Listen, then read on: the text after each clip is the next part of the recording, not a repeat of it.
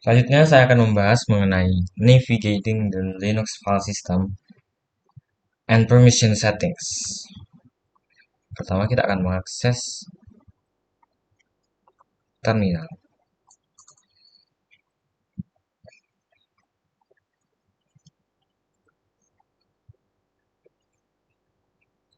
Mounting file system itu berarti membuat sebuah file system itu dapat diakses oleh operating systemnya. Di mana file system itu juga sebelumnya harus di mount sebelum mereka dapat diakses. Nah, lalu ada command lsblk untuk mendisplay semua block devices.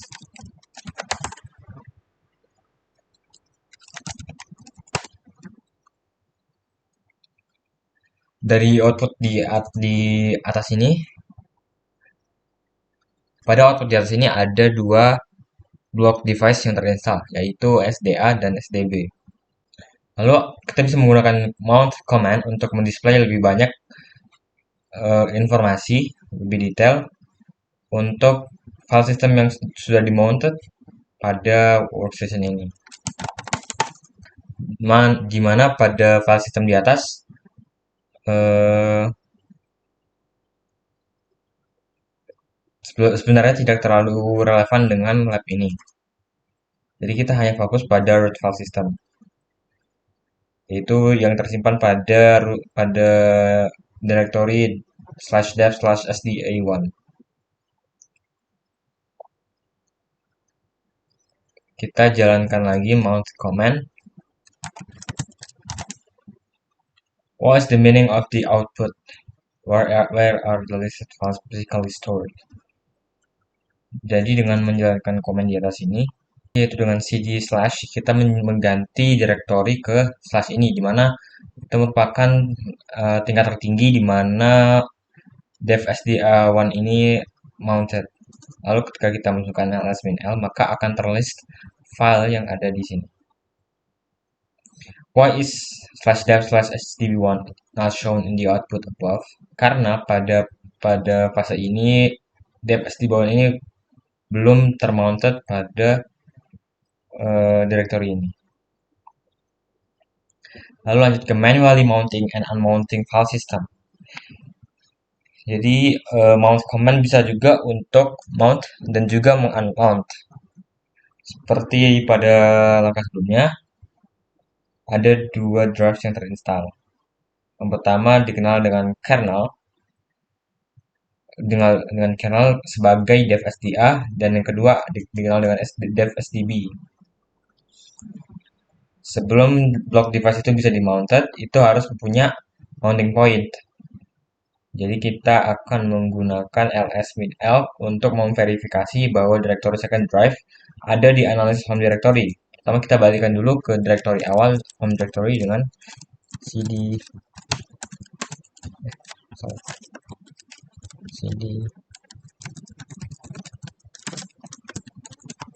Nah, maka kan sudah balik ke home directory. Kita akan masukkan ls script l.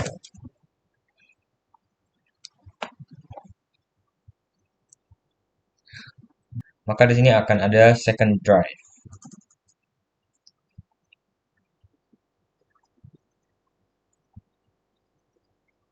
Lalu kita akan menggunakan ls-l untuk mengelist konten dari second drive ini.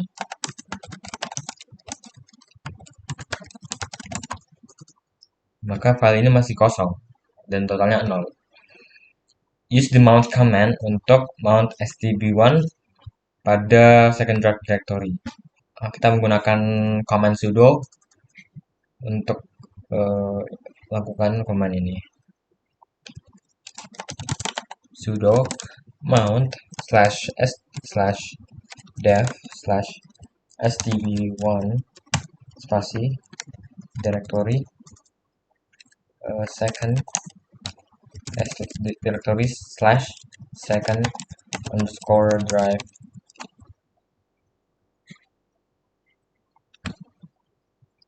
slash. Lalu masukkan password.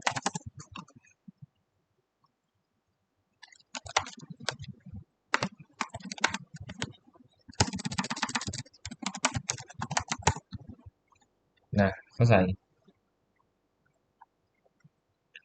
Sekarang SDB1 sudah di-mounted on second drive. Lalu kita bisa melihat contents dari direktorinya lagi. Itu memasukkan ls-min l second underscore drive slash. Maka akan ada lost plus found dan myfile.txt dan total 20 file lainnya. Why is the directory no longer empty? Where are the listed files physically stored? Nah, setelah dilakukan command mount tadi, second drive ini menjadi entry point dari devsdb1.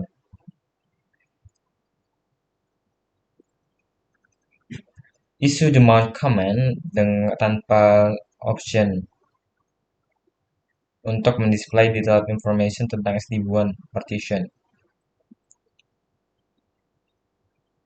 Kita akan coba memasukkan mount grep /dev /hd.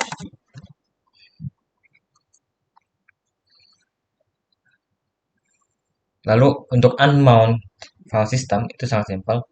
Lalu, pertama kita mengganti direktorinya untuk dengan sesuatu di luar mounting point dan menggunakan umount command. Seperti di bawah ini sekarang kondisinya direktori sedang berada di home directory, jadi kita bisa langsung menyelesaikannya, yaitu sudo amount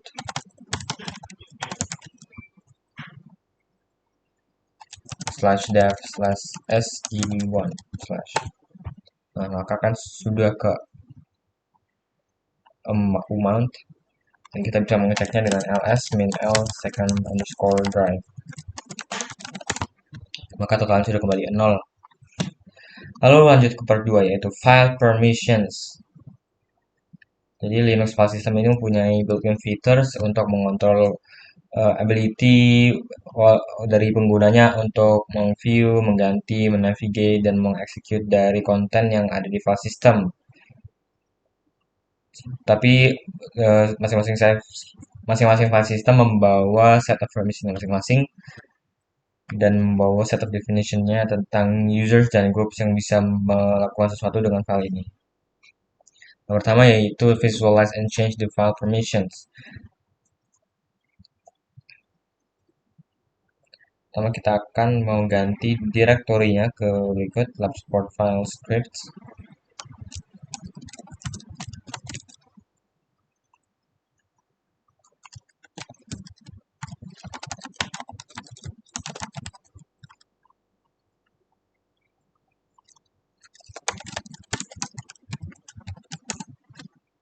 Nah, akan sudah ganti direktorinya.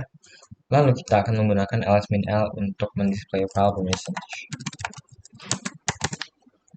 Mana di sini mostly file permissions diberikan oleh analyst. Consider the cops.mn file as an example. Who is the owner of the file? How about the group? cops.mn itu ini ownernya adalah analyst dan grupnya adalah analyst. The permissions for cops.mn are strip r, w strip r, double strip r, strip double strip, yang artinya ownernya mempunyai hak untuk meng-view dan mengedit atau meng-writing, tapi tidak dapat mengeksekusinya. Sedangkan analis, tapi bukan owner, hanya dapat membacanya. Dan yang selain analis dan owner, maka tidak bisa membaca maupun menulis. Dan the touch command itu adalah command untuk quick creation of an empty text file. Kita akan mencoba membuat file kosong pada mnt directory.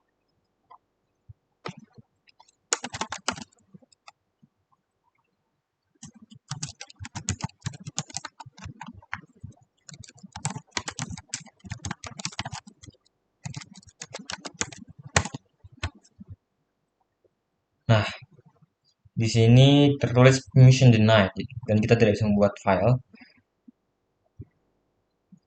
Jadi kita harus melihat dulu ownership dari MNT directory ini dengan strip D option, di mana dia bisa dapat melist permission of the parent directory.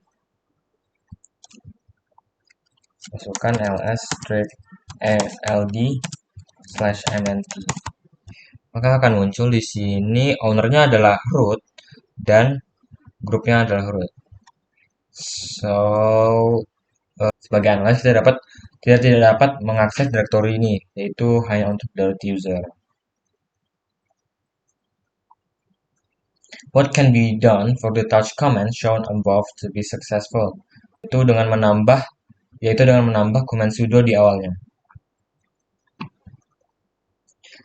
Lalu ada chmod command yang digunakan untuk mengganti permission dari file atau directory.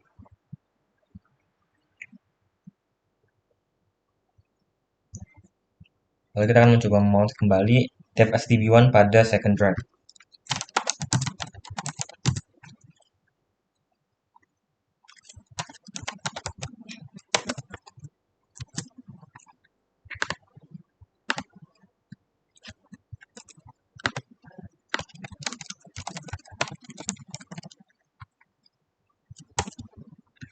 Nah, maka akan sudah kembali ke second drive. Lalu kita akan lakukan ls-l. Sebelumnya kita akan mengganti directory ke second drive.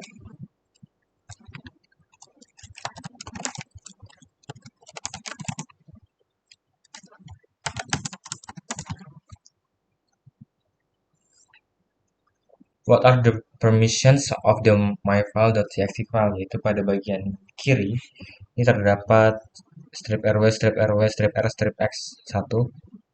Lalu kita menggunakan chmod command untuk mengganti permission itu dengan mengganti dengan ke 665, yaitu root permission.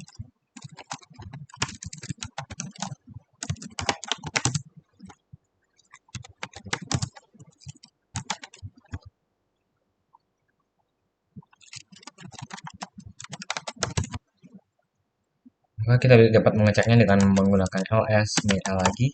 Maka di sini akan terganti. Tapi karena permission ini sudah menggantung value 665 sebelumnya, maka tidak akan terganti. The chown command is used to change ownership of a file or directory. Jadi chown command ini digunakan untuk mengganti ownership dari sebuah file atau directory. Kita akan memasukkan command di bawah untuk membuat root the owner of the myfile.txt.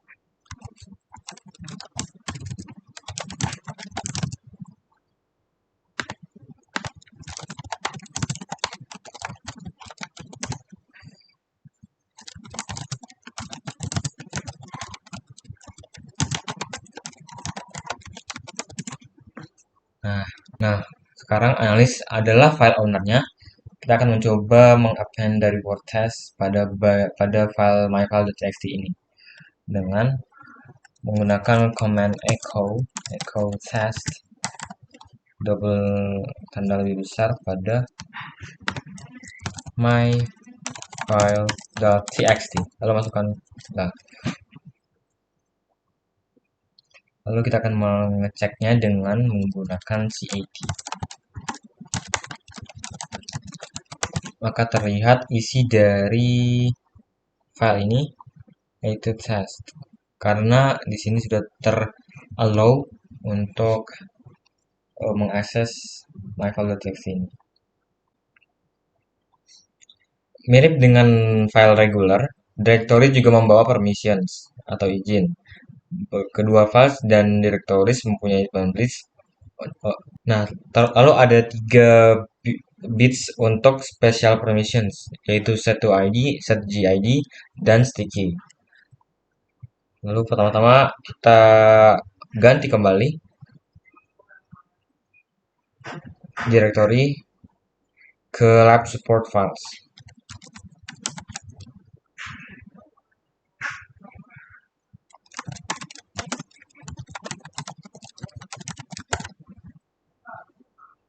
Setelah itu kita cek list dengan ls-min-l.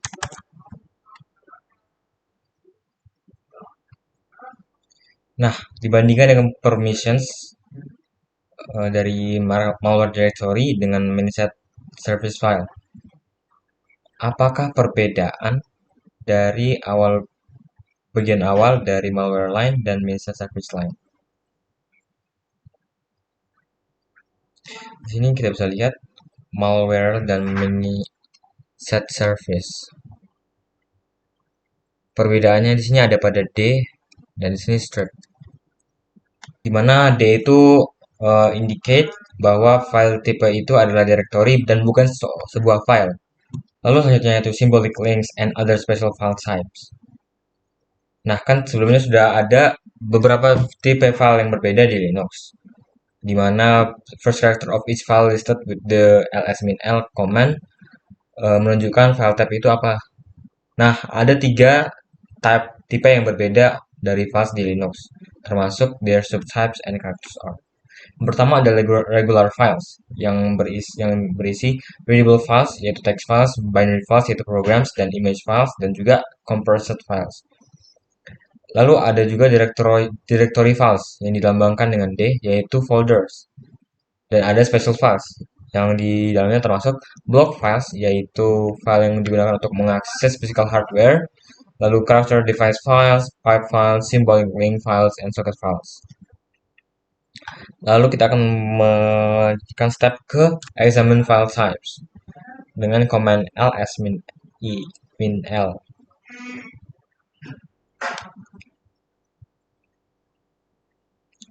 Pertama kita kembalikan directory ini ke normal. Lalu gunakan ls-l.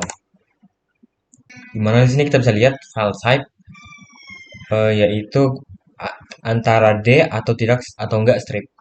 Lalu selanjutnya kita akan membuat list dari dev directory dengan ls-min-l.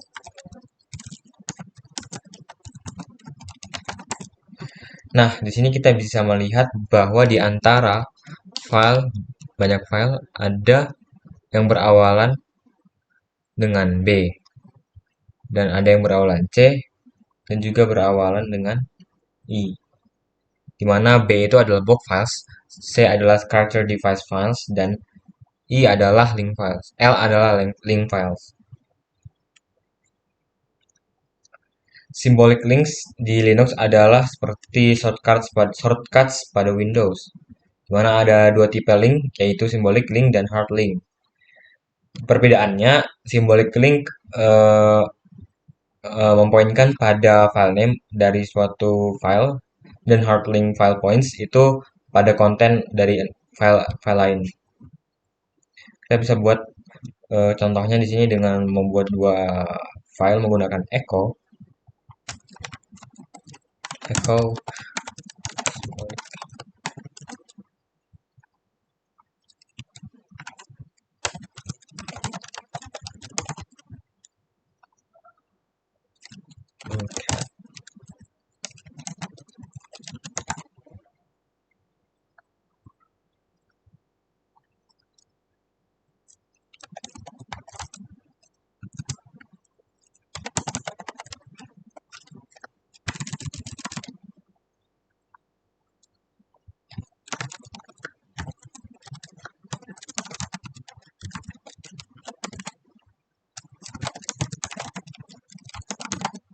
Nah, lalu kita akan gunakan ln strip s untuk membuat symbolic link ke file yang pertama dan hard link ke file yang kedua.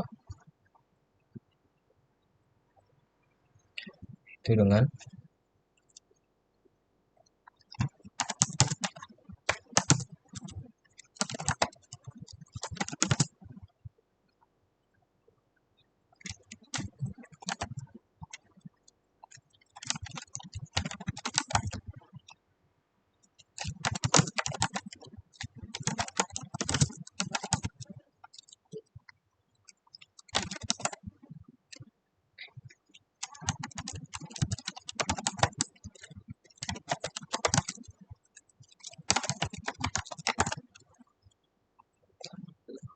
Setelah itu gunakan L command dan examine the directory listing.